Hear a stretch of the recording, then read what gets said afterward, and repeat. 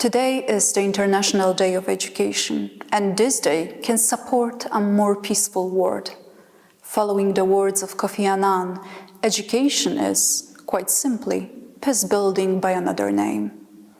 However, though there are permanent foundations in education, the world is changing so quickly that we need a new approach and address for the most burning issues. Flashpoints have largely been moved to places such as social media.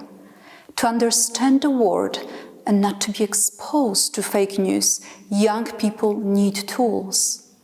In times of hate speech, globalization of technology, constant news, growing military spending of countries, and wars taking place nearby, education and growing skills and tools to make a peaceful world are now more important than ever.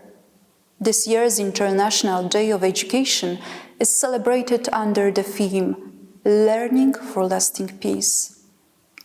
I'm certain that there is a growing social understanding that education plays a central role in peace building and in ending war and violence.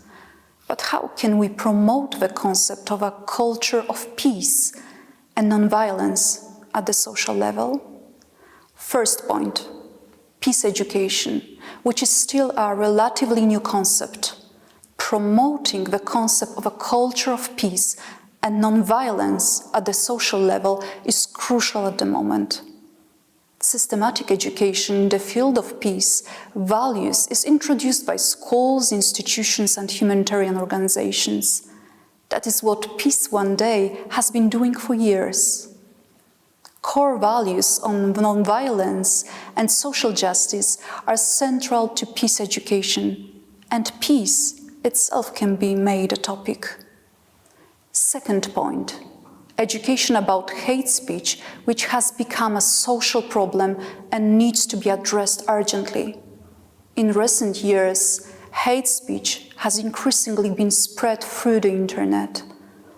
Hate speech leads to dangerous divisions in our global society as a whole.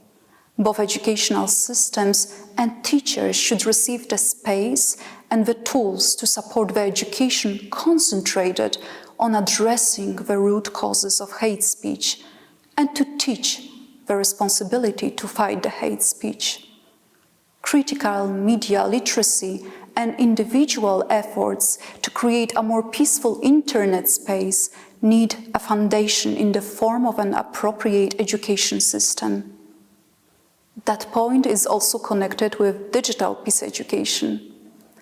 Third point, global active citizenship should be an essential part of children's and young people's education.